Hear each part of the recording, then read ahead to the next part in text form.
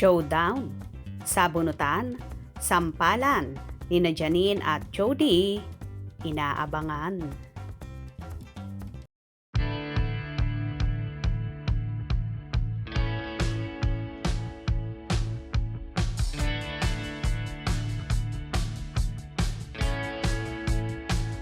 Mas lalong nagiging intense at exciting ang mga kaganapan sa teleseryeng Lavender Fields. Sa recent Netflix episode ng nasabing kapamilya teleserye, ay nalaman na ng karakter ni Janine Gutierrez na gumaganap bilang si Iris Benavides, ang tunay na katauhan ni Lavender Fields na ginagampanan naman ni Jody Santa Maria. Laking gulat ni Irish nang malaman niya na ang ilang taon niyang hinahanap na si Jasmine Flores ay si Lavender pala. Naganap ang pagkatuklas nang pumunta siya sa bahay ni Lavender pagkatapos niyang malaman na nasa bahay nito ang kanyang mister na si Tyrone De Vera na karakter naman ni Jericho Rosales.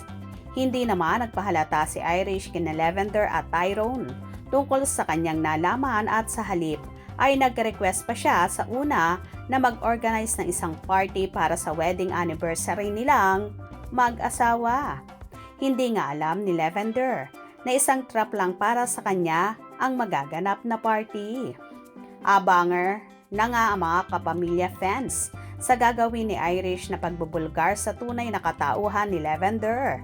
Excited na rin sila sa magiging acting showdown ni na Jody at Janine sa serye. Inaasahan din ng mga fans na may sampalan, sabunutan sina Jody at Janine sa eksenang yon.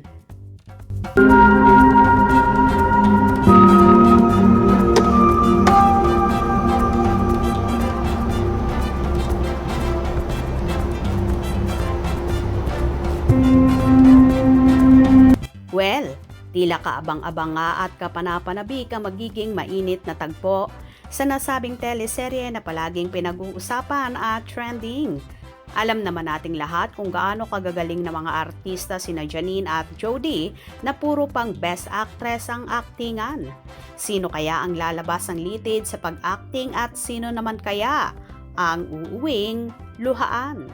Si Jasmine Flores nga ba as in Jody or Irish Benavides as Janine? Kaya tumutok at wag na wag bibitiw sa mga maiinit na ganap, especially sa paghaharap ni na Jasmine at Irish. Kung nagustuhan nyo ang video na ito, comment down below.